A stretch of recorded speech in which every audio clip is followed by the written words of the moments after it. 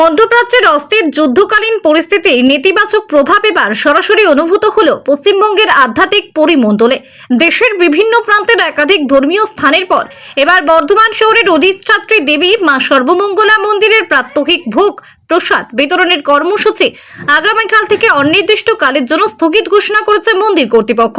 মূলত ভোগ রান্নার অত্যাবশ্যকীয় উপাদান তথা বাণিজ্যিক গ্যাস সিলিন্ডারের অপ্রতুলতার কারণে এই নজিরবিহীন সিদ্ধান্ত নিতে বাধ্য হয়েছে মন্দিরের ট্রাস্ট বোর্ড। আন্তর্জাতিক বাজারে জ্বালানি সংকটের জেরে স্থানীয় সরবরাহ ব্যবস্থা বিঘ্নিত হওয়ায় এই পরিস্থিতির সৃষ্টি। মন্দির ট্রাস্ট বোর্ডের প্রবীণ সদস্য সঞ্জয় ঘোষ এই বিষয়ে বিস্তারিত আলোকপাত করে জানিয়েছেন যে প্রতিদিন গড়ে প্রায় 400 জন ভক্তের জন্য মন্দিরে নিষ্ঠার সঙ্গে অন্নভোগ রান্নার আয়োজন করা হয়।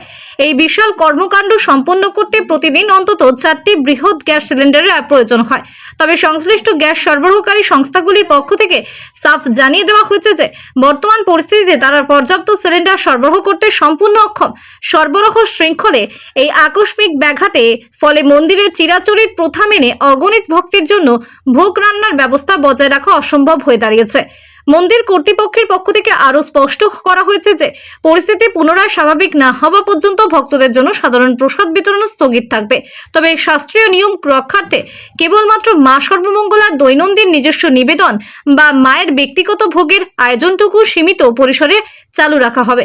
আগামীকাল থেকে এই নতুন নিয়ম কার্যকর হতে চলেছে। এই ঘটনার পরিপ্রেক্ষিতে স্থানীয় জনমানুষ এবং দূরদূরান্ত থেকে আসা পুণ্যার্থীদের মধ্যে ব্যাপক উৎকণ্ঠা ছড়িয়েছে।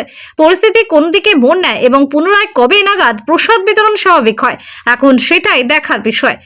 বর্ধমান থেকে সঞ্জিত করে রিপোর্ট। কাল থেকে বসে যে 300 খাওয়া আর নিয়ে যাওয়া মালসার যে 100 খাওয়া, এটা আগামী কাল থেকে আপাতত যতক্ষণ না পরিস্থিতি স্বাভাবিক হচ্ছে ততক্ষণ আমরা এটা বন্ধ রাখছি। মায়ের ভোগ আমাদের যেটা হয় তার জন্য আমাদের যে সিলিন্ডার আছে তাতে আমাদের মায়ের ভোগ রান্না হবে, যেভাবে আমরা লকডাউনের সময় করেছিলাম মায়ের ভোগ রান্না হবে। ওটা তো চিরাচরিত নিয়ম অনুযায়ী ওটা যেভাবেই পারি আমরা ওটা করে নেবো। যদি আমাদের গ্যাস শেষ হয়ে যায় আমরা কাঠকয়লার আগুনে ওটা করে নেবো। মায়ের যা উপাচার আছে সেটা আমরা ইন টোটো সমস্তটাই পালন করব।